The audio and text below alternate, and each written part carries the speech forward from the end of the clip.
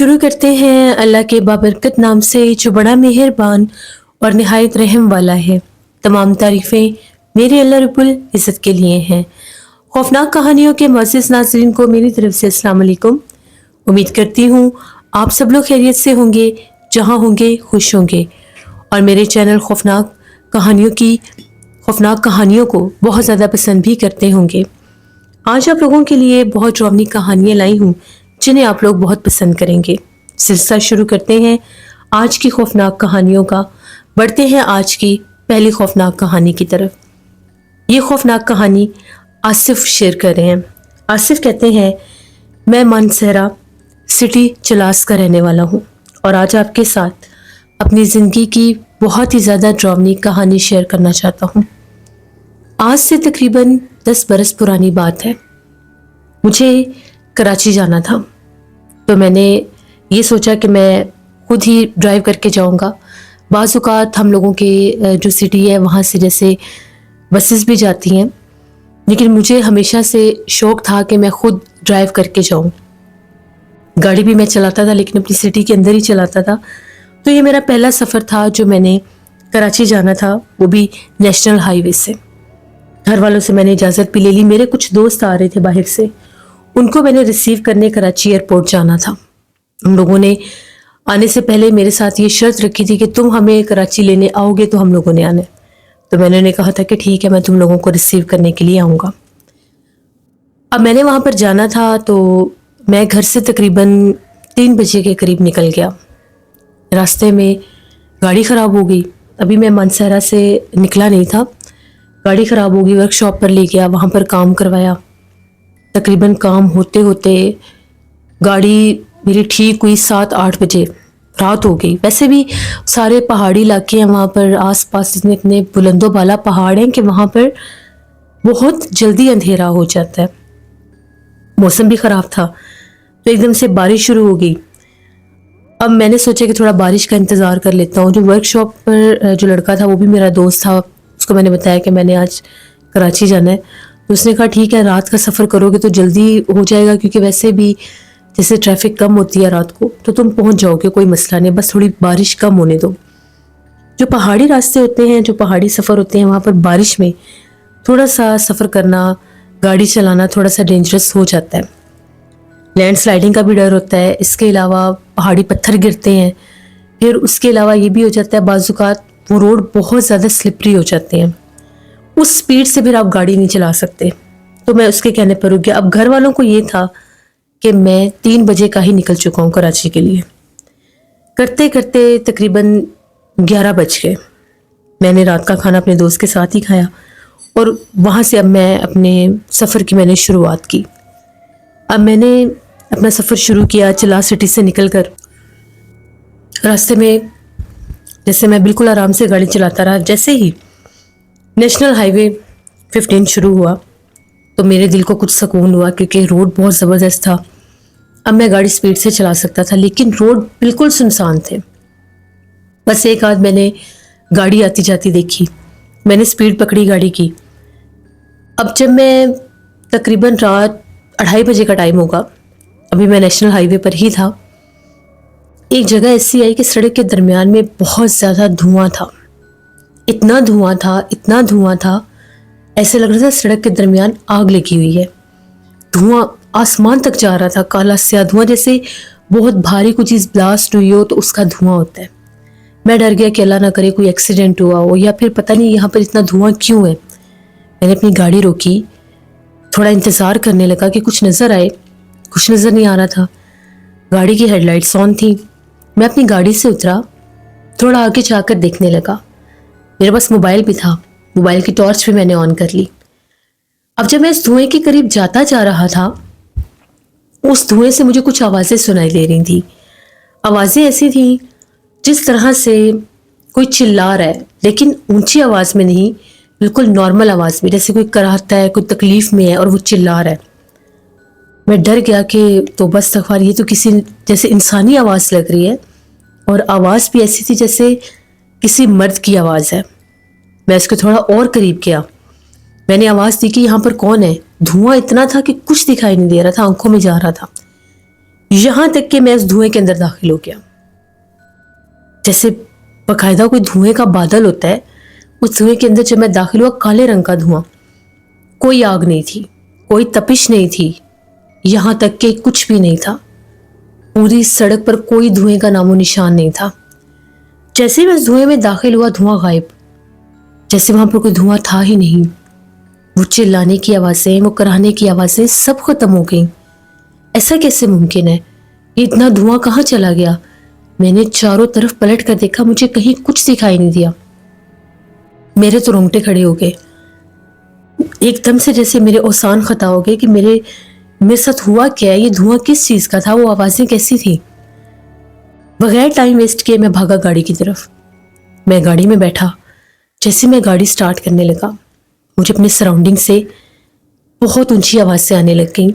آوازیں ایسی تھی جیسے مرد کی بھی ہیں اور عورت کی بھی ہیں، اور وہ دونوں چلا رہے ہیں جیسے چیخو پکار ہوتے ہیں. میں نے گاڑی سٹارٹ کی، گاڑی سٹارٹ نہیں ہو رہی تھی. میری تو حالت اور ٹائٹ ہو گئی کہ یہ کیا، اب گاڑی کیوں نہیں سٹارٹ ہو رہی؟ گاڑی تو بالکل ٹھیک تھی اور میں ابھی ورک شاپ سے کام کروا کر آیا ہوں. اب یہ بھی خوف تھا دل میں کہ باہر کیسے نکلوں. باہر نکلا، گاڑی کو جیسے میں نے کھولا، دیکھنے لگا کہ کوئی پرابلم تو نہیں ہے، گاڑی ٹھیک تھی. دوبارہ گاڑی میں آ کر بیٹھا، گاڑی سٹارٹ کی تو گاڑی سٹارٹ ہوگی. میں نے اللہ کا شکر ادا کیا. جیسے میں نے گاڑی چلانی شروع کی، ایک دم سے سامنے سے کوئی بھاگتا ہوا آ رہا تھا، بالکل میری گاڑی کی سپیڈ کے، جیسے میری گاڑی کے سینٹر میں کوئی بھاگ رہا تھا. وہ اتنا تیز بھاگ رہا تھا، اتنا تیز بھاگ رہا تھا جیسے گاڑی کی سپیڈ کم تھی، اس کی سپیڈ زیادہ تھی. بریکس لگاتے لگاتے ایسا لگا وہ باقاعدہ گاڑی سے کوئی ٹکرایا ہے، اور بہت زیادہ آواز بھی آئی. میں تو بہت زیادہ خوف زدہ ہو گیا، لیکن گاڑی کے نیچے کچھ نہیں آیا، اور اگر وہ اس کو ہٹ بھی ہوتا تو کوئی دور جا کر گرا نہیں، جیسے کوئی گاڑی کے آر پار ہو گیا. میں نے پیچھے پلٹ کر دیکھا تو میری گاڑی کے بیک مرر سے مجھے نظر آ رہا تھا جیسے بالکل میری گاڑی سے تھوڑا دور کالے لباس میں کوئی کھڑا ہے.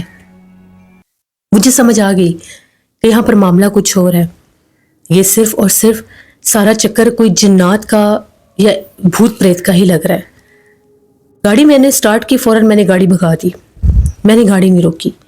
میری گاڑی کے ساتھ ساتھ دونوں سائڈوں پر، ایک سائڈ پر عورت تھی اور ایک سائڈ پر مرد تھا. ایسے لگ رہا تھا ان کے جسم جانور کی طرح ہیں. ان کے چہرے آگے سے جیسے انسانی شکلیں ہوتی ہیں لیکن بگڑی ہوئی، بھیانک قسم کی. وہ اتنے خوفناک تھے. ان کی سفید کلر کی آنکھیں تھیں اور ایسے لگتا تھا بعض اوقات جیسے وہ منہ لمبے ہو رہے ہیں. کافی زیادہ جیسے ہوا کے ساتھ وہ باتیں کر رہے، اتنا تیز بھاگ رہے تھے. میں نے اتنی ہائی سپیڈ میں گاڑی چلائی، اتنی ہائی سپیڈ میں گاڑی چلائی، کیونکہ جو تو سامنے سے کچھ نظر آ ہی نہیں رہا تھا، نہ ہی کوئی ٹریفک تھی وہاں پہ. یہاں تک کہ وہ پیچھے رہ گئے اور غائب ہو گئے. میں نے آیت الکرسی کا ورد شروع کر دیا. آگے جا کر میں نے تھوڑی سپیڈ نارمل کی. جیسے میں نے سپیڈ نارمل کی، مجھے لگا کہ شاید وہ جگہ سیف سزا تھی جہاں سے میں نے گاڑی گزاری ہے، یا پتہ نہیں کیا تھا. بہرحال میں نارمل سپیڈ میں گاڑی چلا رہا تھا. گھر سے مجھے کال آیا تو میں نے لوگوں کو کہا کہ بس میں قریب ہی ہوں، پہنچ گیا ہوں. جھوٹ بولنا تھا، میں کیا کرتا، کیونکہ میں تو نکلا اتنا لیٹ تھا. اب ایک دم سے میری گاڑی میں سے ایک عجیب سی اسمیل آنے لگ گئی. اسمیل ایسی تھی جس طرح سے میری گاڑی میں کوئی موجود ہے، کسی اور کے وجود کی جیسے اسمیل ہوتی ہے. گاڑی بالکل خالی، گاڑی میں میں اکیلا تھا، کوئی بھی نہیں تھا. اب میں نے اور گاڑی تھوڑی آہستہ کی کہ یہ اسمیل کہاں سے آ رہی ہے کہ میں دیکھ سکوں. میری گاڑی واش کروا کے، کام کروا کے گاڑی کو لایا تھا. ایسا فیل ہونے لگا جس طرح سے میری گاڑی کی بیک سیٹ پر کوئی بیٹھا ہے. نظر مجھے کیسے آتا تھا، جو ڈرائیونگ گلاس ہوتا ہے اس میں سے مجھے نظر آ رہا تھا کہ جس طرح سے پیچھے کوئی عکس ہے، کوئی چہرہ بن رہا ہے. 2 بار دیکھا، 3 بار دیکھا، پیچھے کوئی نظر نہیں آ رہا تھا. میں نے پھر گاڑی کی سپیڈ بڑھائی. ایک دم سے میرے کندھے کے اوپر کسی نے ہاتھ رکھا، باقاعدہ پورا ہاتھ تھا، اور جیسے اس نے پکڑ کر میرے کندھے کو بہت زور سے دبایا بھی ہو. میری تو چیخیں نکل گئیں. میں نے فوراً سے گاڑی کو بریک لگائی، گاڑی سے باہر نکلا. پچھلی سیٹ کھولی، کوئی بھی نہیں تھا، لیکن وہ مجھے چھونا، وہ میرے کندھے کو ہلانا، وہ بہت زیادہ عجیب تھا. اب مجھے بہت ڈر لگنے لگ گیا کہ میں کیا کروں، میں گاڑی کیسے چلاؤں. یہ تو جو بھی مخلوق تھی وہ تو شاید گاڑی میں آ چکی ہے. اتنا خوف، دل دھڑکنے لگ گیا بہت زور سے. میں نے بلند آواز میں آیت الکرسی پڑھی. بلند آواز میں آیت الکرسی پڑھ کے اپنی گاڑی پر پھونکنی شروع کر دی۔ جس ٹائم میں نے 33 بار اپنی گاڑی کے اوپر آیت الکرسی پڑھ کر پھونکی، واضح طور پر ایسا لگا جس طرح سے میری گاڑی میں سے کالے رنگ کا کوئی شیڈو باہر نکلا ہے۔ پچھلی سیٹ کا دروازہ کھلا تھا، وہ ایک کالے رنگ کا ہیولا کہہ لیں، ایک وجود کہہ لیں، ایک پرچھائی کہہ لیں، اس کا جسم نہیں تھا۔ جیسے میں اندھیرے میں اس کو، اب دیکھیں ایک چیز ایسی ہوتی ہے کہ رات کے اندھیرے میں نظر نہیں آتی، لیکن ایک چیز ایسی ہوتی ہے، گاڑی کی ہیڈ لائٹس تھی، میرے پاس موبائل ٹارچ تھا، وہ عکس باہر نکلا۔ میں نے پھر آیت الکرسی پڑھنا شروع کی، اپنی گاڑی میں بیٹھا، گاڑی کے اندر بھی آیت الکرسی کا حصار کیا، گاڑی چلانا شروع کر دی۔ جب تک میں کراچی نہیں پہنچا تب تک وہ مخلوق میرے پیچھے ہی تھی۔ ابھی ایسا لگتا تھا گاڑی کے اوپر کوئی جمپ کر رہا ہے، لیکن گاڑی کے اندر سے اسمیل ختم ہو گئی۔ جب میں نے آیت الکرسی کا حصار میں کرتا گیا، گاڑی کے اندر سے اسمیل آنا ختم ہو گئی، لیکن گاڑی کے ساتھ ساتھ کوئی موجود تھا۔ وہاں پر پہنچ کر دوستوں سے، میں ڈائریکٹ ایئرپورٹ پر چلا گیا، میرے دوستوں سے رابطہ ہوا۔ ایک دوست تھے جو وہیں پر تھے، انہوں نے بتایا کہ بس ابھی تھوڑی دیر میں وہ لوگ پہنچ جائیں گے۔ میں ان کا انتظار کرنے لگا۔ جب وہ لوگ وہاں سے آئے، میں ان کو ملا۔ اس وقت تک تقریباً دن چڑھنے والا تھا۔ ان کو وہاں سے لے کر ناشتہ وغیرہ کروایا۔ وہ لوگ مجھے دیکھ رہے تھے کہ میں کچھ پریشان ہوں۔ میں نے انہیں ساری بات بتائی کہ راستے میں میرے ساتھ یہ کچھ ہوا ہے۔ وہ لوگ کہنے لگے کہ شاید میں ان سے مذاق کر رہا ہوں۔ پہلے وہ یقین ہی نہیں کر رہے تھے، تو میں نے انہیں بتایا کہ میں سچ کہہ رہا ہوں، میں جھوٹ نہیں بول رہا، میرے ساتھ یہ معاملات ہوئے ہیں۔ تو میرے دوستوں نے کہا کہ آج ہم لوگ یہیں پر سٹے کر لیتے ہیں، ہم لوگ کل چلیں گے، جیسے تم رات بھر کے سفر میں بھی ہو اور تمہارے ساتھ یہ سب بھی ہوا ہے، تو ہم لوگ کل چلے جائیں گے۔ میں نے کہا کہ ہاں میں بھی یہی چاہتا ہوں کہ یہاں پر ہم لوگ ایک دن سٹے کرتے ہیں، کل ہم لوگ یہاں سے نکلیں گے۔ گھر میں نے فون کر کے بتا دیا کہ ہم نے آج کراچی میں ہی رکنا ہے۔ وہاں پر کراچی میں بھی میرے ایک دو دوست تھے، ان سے رابطہ کیا، ان کی طرف چلے گئے۔ ان کے اپنے فارم ہاؤس تھے، وہ لوگ ہمیں اپنے ایک فارم ہاؤس پر لے گئے۔ وہاں پر جو میرے گیسٹ تھے، میرے دوست تھے، ان کو بھی وہاں پر سٹے کروایا، خود بھی وہیں پر تھا۔ وہاں پہ میرا جو ایک دوست تھا کراچی کا ہی تھا، اس کے فارم ہاؤس پر ایک بزرگ تھے۔ بزرگ ایسے تھے کہ وہ اس جگہ کی حفاظت کرتے تھے، بہت بوڑھے نہیں تھے لیکن تھے ایجڈ۔ وہ جیسے یہ روحانیت اور تسبیح، قرآن پاک، نماز، اس میں بہت زیادہ تھے۔ وہ جیسے ہی نماز پڑھ کر آئے، شام کا ٹائم تھا، ہم لوگ ادھر بیٹھے ہوئے تھے باہر ہی، آ کر ہم لوگوں کے پاس بیٹھے، اسلام دعا کیا، میری طرف مسلسل دیکھتے جا رہے تھے۔ مجھے تھوڑا سا ان کا دیکھنے کا انداز جو تھا وہ ٹھیک نہیں لگا کہ یہ کچھ نوٹس کر رہے ہیں۔ میں نے ان سے پوچھا کہ آپ اتنے غور سے میری طرف دیکھ رہے ہیں، سب خیریت ہے؟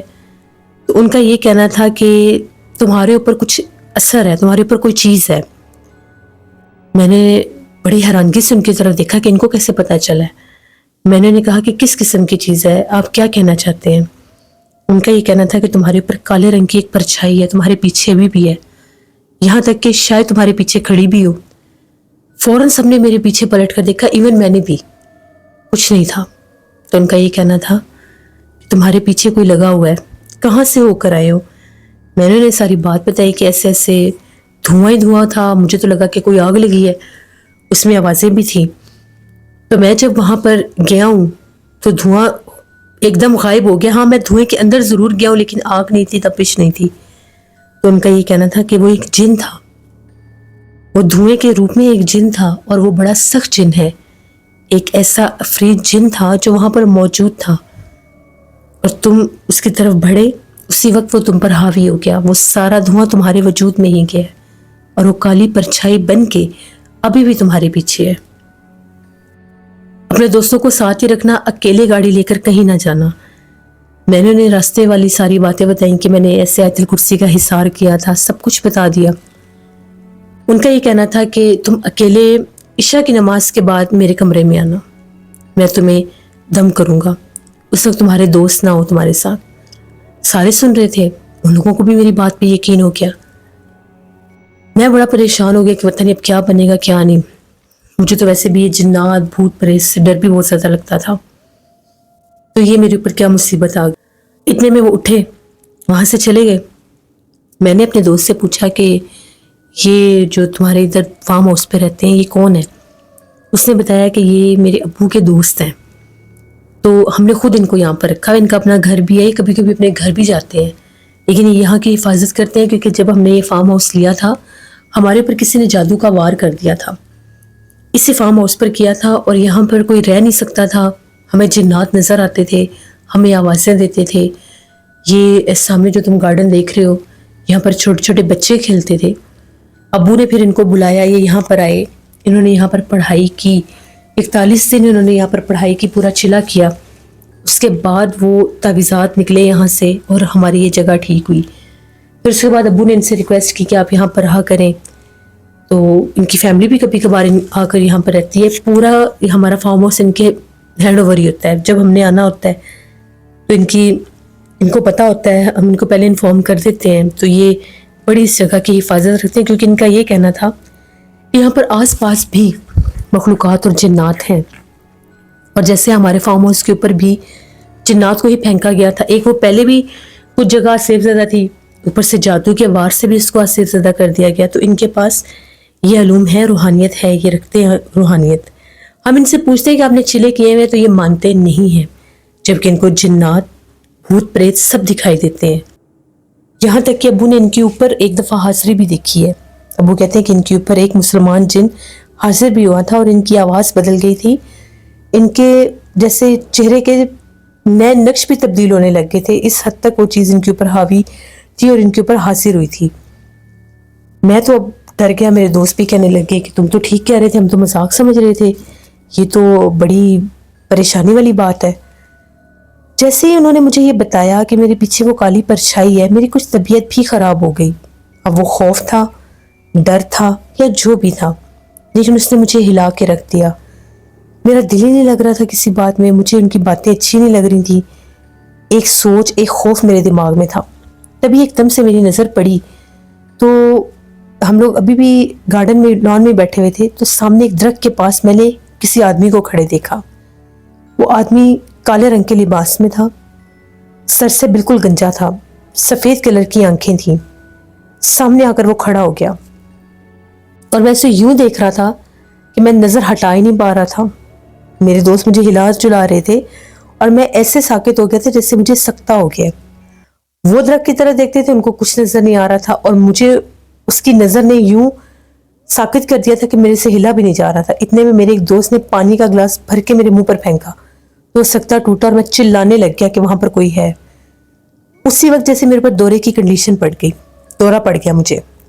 فوراً سے وہ بابا کو بلایا گیا. بابا آئے، جو بزرگ تھے وہ آئے، انہوں نے آ کر دم کیا. انہوں نے کہا کہ پانی کا گلاس دو. پانی کے گلاس پر دم کر کے انہوں نے میرے چہرے پر چھینٹے مارے اور اس درخت کی طرف چہرہ کر کے پڑھائی کرنے لگ گئے. انہوں نے کہا کہ وہ حاوی ہو گیا ہے اس کے اوپر. اب فوراً سے مجھے ان کے کمرے میں لے کر جایا گیا. انہوں نے کمرے کا دروازہ بند کیا، میرے پاس بیٹھ کر وہ کہیں پڑھائی کرتے رہے. مجھے اس وقت ہوش نہیں تھا، میں بے ہوش ہو چکا تھا.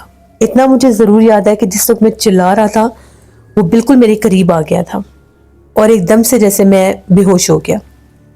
وہ جب میرے قریب آ رہا تھا وہ بڑھتا ہی جا رہا تھا، وہ بڑھتا ہی جا رہا تھا. اس کا وجود بھی بڑھ رہا تھا، اس کا قد بھی بڑھ رہا تھا اور وہ بہت بھیانک تھا.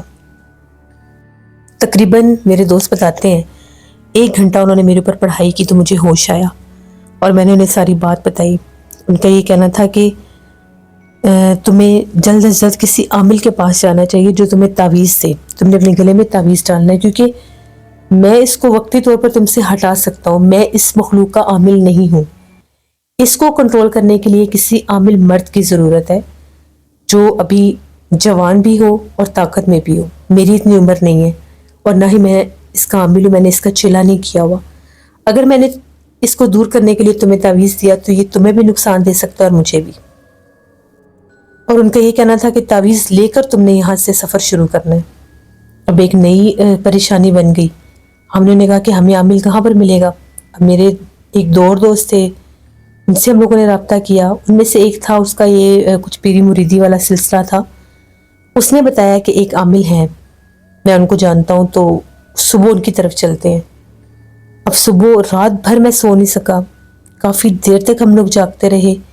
میرے دوست میرے سے پوچھے تھے، مجھے ایسے لگتا تھا جیسے اب میرے 3 دوست سامنے بیٹھے ہیں، پیچھے ایک چوتھا سر بھی مجھے نظر آ رہا ہے جبکہ پیچھے کوئی بھی نہیں ہوتا تھا. اگر 2 لڑکے سامنے کھڑے ہیں تو پیچھے ایک اور مجھے کھڑا ہوا نظر آتا تھا اور میں ان کو کہتا تھا تمہارے پیچھے بھی کوئی ہے. اور وہ کہتے تھے پیچھے کوئی بھی نہیں ہے. یہ پوری رات میرے ساتھ یہ ماجرا ہوتا رہا. اٹھ کر جب میں واش روم میں جانے لگا، جس کمرے میں ہم لوگ سوئے ہوئے تھے، 3 لڑکے ہم لوگ سوئے ہوئے تھے، جب میں اٹھا تو وہاں پر 4 سوئے ہوئے تھے، ایک صوفے پر بھی سویا ہوا تھا. اس حد تک مجھے وہ تنگ کر رہا تھا.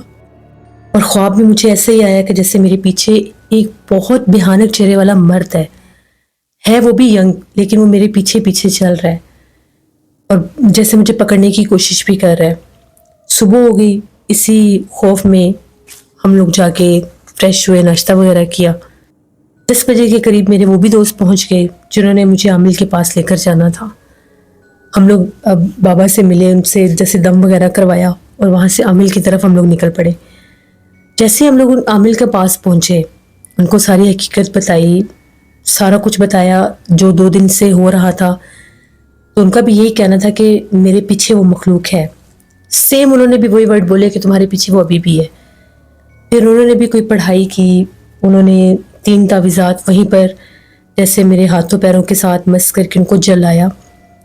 پھر اس کے بعد انہوں نے مجھے ایک تعویذ دیا اور کہا کہ یہ گلے میں پہن لو، اس تعویذ کو اتارنا نہیں ہے.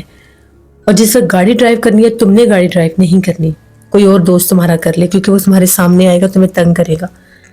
اور وہاں پر جب تم نے اپنے شہر میں پہنچ جانا ہے، تقریباً 11 روز تک تم نے اکیلے سفر نہیں کرنا. کوشش کرو کوئی ساتھ ہو، تاکہ یہ چیز 11 روز تک حاوی ہونے کی کوشش کرتی ہے.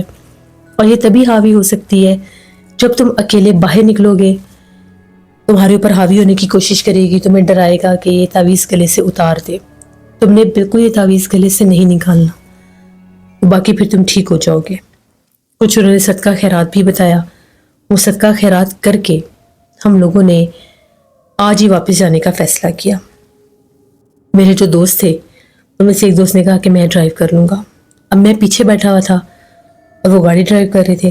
پہلے ان لوگوں نے مجھے ایک سائڈ پر بٹھایا، جیسے ڈرائیورز کی بیک سائڈ ہوتی ہے، وہاں پہ. مجھے ایسا لگتا تھا ساتھ ساتھ کوئی بھاگ رہا ہے. میں بار بار کہتا تھا ساتھ ساتھ کوئی بھاگ رہا ہے. پھر انہوں نے مجھے درمیان میں کیا تو مجھے ایسا لگتا تھا سامنے سے کوئی بھاگ رہا ہے اور وہی وجود نظر آتا تھا. خیر ہم لوگ مانسہرہ پہنچے، ادھر اپنے سٹی میں پہنچے، چلاس میں. اپنے گھر والوں سے میں ملا، ان کو ساری بات بتائی. وہ لوگ الگ پریشان ہو گئے کہ یہ کیا بن گیا، ایسے کیسے ہو گیا. امی نے مجھے بہت ڈانٹا کہ تم نے کیوں اتنی رات کو سفر کیا، تم واپس آ جاتے، کوئی اور کسی کو ساتھ لے جاتے. تم نے اکیلے سفر کیا اتنا زیادہ، اور وہ بھی اتنی رات کو تمہارے ساتھ یہ معاملات بن گیا. والدین ویسے بھی بڑے کنسرننگ ہوتے ہیں اپنی اولاد کے لیے، اور پھر ایسی مصیبت جس میں مبتلا تھا وہ بہت سخت تھی.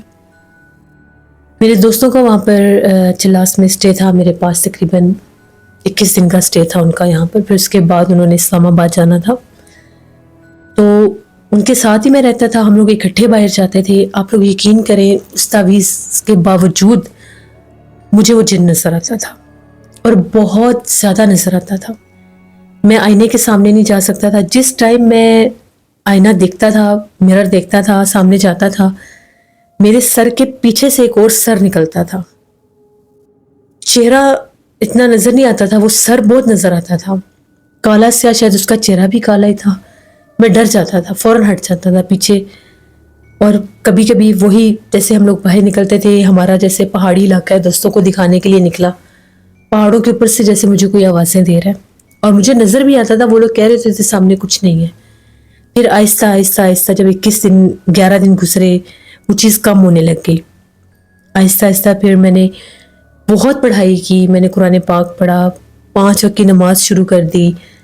اپنے لیے حصار کرتا رہتا تھا کہ وہ مخلوق میرے سے پیچھے ہٹ جائے. پھر اللہ کا شکر ہے تقریباً 41 دن لگے تھے. 41 دن کے بعد مجھے وہ نظر آنا بند ہوا. میں سوچ بھی نہیں سکتا تھا کہ وہ ایک رات کا سفر جو ہے وہ اتنا بھیانک بن جائے گا میرے لیے. میں سوچ بھی نہیں سکتا تھا کہ وہ دھواں کوئی عام دھواں نہیں تھا، بلکہ وہ ایک جن کا وجود تھا. تو اللہ کا شکر ہے اب میں ٹھیک ہوں. لیکن جو کچھ میرے ساتھ ہوا، اگر میں وہاں پر رکتا نہ، اگر میرے وہ دوست نہ ہوتے تو پتہ نہیں میرے ساتھ کیا ہوتا. تو ایسے بہت سے میرے جیسے لوگ ہیں جو رات کا ایسے بڑے بڑے لانگ جرنی کرتے ہیں، سفر کرتے ہیں. تو پلیز کسی کو اپنے ساتھ رکھا کریں. 2 لوگ ہوں تو پھر بھی ایک آسرا رہتا ہے، ایک حوصلہ رہتا ہے. اور آیت الکرسی کا حصار لازمی کیا کریں. یہ میری ایک کہانی تھی. اور شکریہ آصف آپ کا جیسے ایسی بہت سی سٹوریز میں نے پہلے بھی شیئر کی ہیں جن میں ایسے ہی سفر ہوتے ہیں جو لوگ رات کو شروع کرتے ہیں. ایون کہ ہم لوگ بھی ویسے ہی ہیں.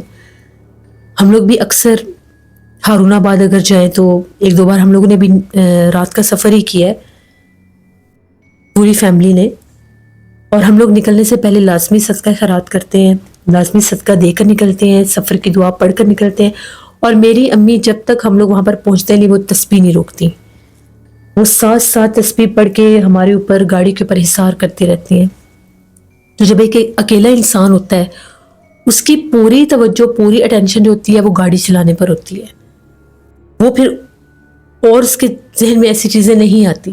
تو اگر کوئی ساتھ ہو اس سے باتیں کرتے جانا, یا ایک بندہ پاس بیٹھ کر جیسے ورد کرتا رہتا ہے, جیسے خاص طور پر یہ اتنا زیادہ تو والدین ہی کرتے ہیں اگر وہ آپ کے ساتھ سفر کر رہے ہیں تو. لیکن پھر بھی کوشش کیا کریں کہ اگر لمبے سفر ہیں تو رات کے نہ کریں, اور اگر رات کو کریں تو اکیلے نہ کریں. یہ کچھ ایسی چیزیں ہوتی ہیں اگر انسان ان کو مد نظر رکھے تو بہت سے حادثوں سے بچا جا سکتا ہے. یہ تھی آج کی خوفناک کہانی. امید کرتی ہوں آپ لوگوں کو پسند آئی ہوگی. آپ لوگ بھی اپنی خوفناک کہانیاں شیئر کر سکتے ہیں ڈسکرپشن باکس میں دیے گئے ای میل آئی ڈی nushinwar57@gmail.com پر. اس کے علاوہ آپ لوگ مجھے کمنٹ باکس میں بھی سٹوری شیئر کر سکتے ہیں. لسنرز, بہت زیادہ گرمی بڑھ گئی ہے, پلیز اپنا بہت خیال رکھیں. غیر ضروری گھروں سے باہر نہ نکلیں. اپنے بزرگوں کا خاص طور پر خیال رکھیں, ان کے کھانے پینے کا بھی. کوئی ایسی چیز نہ کھائیں جس سے بی پی کا کوئی پرابلم بن سکے. بڑوں کو ان کا لازمی خیال رکھیں اور اپنا بھی. انشاءاللہ پرسوں پھر ملاقات ہوگی آپ لوگوں کے ساتھ کسی نئی خوفناک کہانی میں. جہاں رہیں خوش رہیں. Thank you for listening my stories. Stay tuned. اللہ حافظ.